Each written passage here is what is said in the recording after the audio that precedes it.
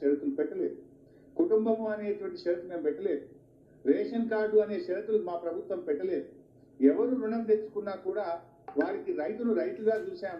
బ్యాంకులో అప్పు తెచ్చుకుంటే ఇచ్చిన మాట ప్రకారంగా ₹1,00,000 రుణమాఫీ టీఆర్ఎస్ ప్రభుత్వం చేసింది.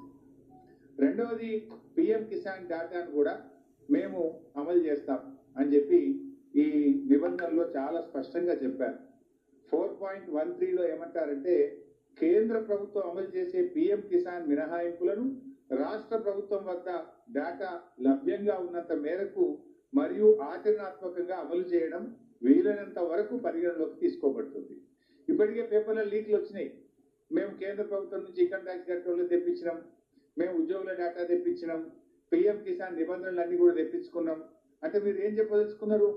పిఎం కిసాన్ నిబంధనలను వర్తింపజేసి రాష్ట్రంలో సగానికి సగం రైతులకు రుణమాఫీ లేకుండా ఎగ్గొట్టే ప్రయత్నం.